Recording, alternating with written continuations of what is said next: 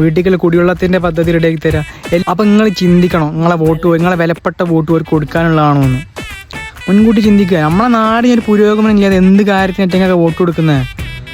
ഇവർക്കൊക്കെ വോട്ട് കൊടുക്കുന്ന എന്തെങ്കിലും അർത്ഥം വേണ്ട. ഒരു ഉസുറ് ഉളുപ്പില്ലാത്ത വർഗ്ഗങ്ങൾ. നിങ്ങൾ വെറും നാട്ടിൽ സ്ഥാനാർത്ഥിയെ നിൽക്കുക, ആൾക്കാരെ പൈസയും പറ്റിച്ച് ജീവിക്കുക, തിന്നും കുടിച്ചും ജീവിക്കുക. ഇത്രയും ഉളുപ്പ് കേട്ട വർഗ്ഗങ്ങൾ. എന്നിട്ട് ഇങ്ങനെ വോട്ട് ചോദിച്ച് വരിക. അതാണ് എല്ലാ സമയത്തും ഇത് നടക്കുന്ന ഇലക്ഷൻ ആയാൽ. നമ്മളെ നാടിനൊരു പുരോഗമനം വരുമോ? അതൊന്നുമില്ല. ഇവർക്ക് പൈസ കിട്ടുക, ഇവരെ വയറ് കയറിയാൽ ഇവരൊരു ഭാഗത്തിരിക്കുക. അപ്പം നിങ്ങൾ ചിന്തിക്കണം, ഇവർക്ക് വോട്ട് കൊടുക്കണോ വേണ്ട വെച്ചാൽ. ഒരു പുരോഗമനം ഇല്ലാത്ത ആൾക്കാർക്ക് എന്തിനു വേണ്ടി വോട്ട് കൊടുക്കണം? നമ്മളെ വോട്ട്, ഓരോ വോട്ടിനും ഓരോരുത്തരുടെ വിലയുണ്ട്. ആ വോട്ട് നമ്മളെ നാട് ഭരിക്കാൻ പ്രാപ്തിയുള്ള ആൾക്കാർക്ക് വേണ്ടി മാത്രമുള്ളതാണ്. നമ്മളെ നാട് ഭരിച്ചാൽ നമ്മളെ നാടിന് എന്തെങ്കിലും പുരോഗമനമാണോ? ഓർക്ക് വേണ്ടി മാത്രം വോട്ട് കൊടുക്കുക. അല്ലാതെ കയറി വരണിട്ടൊക്കെ വോട്ട് കൊടുത്താൽ നമ്മളെ നാട്ടിൽ ഒരു പുരോഗമനം ഉണ്ടാവില്ല. ഓരോ കയ്യിൽ പൈസയും കിട്ടും, ആ പൈസ ഇട്ട് ഒരു ദൂരത്തടിച്ച് ജീവിക്കുകയും ചെയ്യും. അപ്പോൾ എല്ലാവരും ചിന്തിക്കുക വോട്ട് ചെയ്യണതിന് മുന്നേ.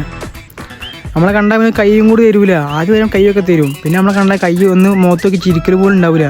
അപ്പോൾ ജസ്റ്റ് ഒന്ന് കൈ കാണിച്ച് ഇനി നമുക്ക് കൈ തന്നാൽ തന്നെ കൈ അപ്പുറത്ത് പോയി ഡെറ്റോൾട്ട് കൈ ചെയ്യും. അങ്ങനത്തെ ടീമുകളാണ്. അപ്പോൾ നിങ്ങളെ പാർട്ടി ഏതാ നിങ്ങൾ കമൻറ്റ് ഇട്ടുള്ളേ. അപ്പോൾ ഇതിനെ പറ്റി നിങ്ങൾക്ക് എന്താ പറയാനുള്ളതെന്ന് പറഞ്ഞോളേ. അപ്പോൾ എല്ലാവരും take care, stay happy, stay safe.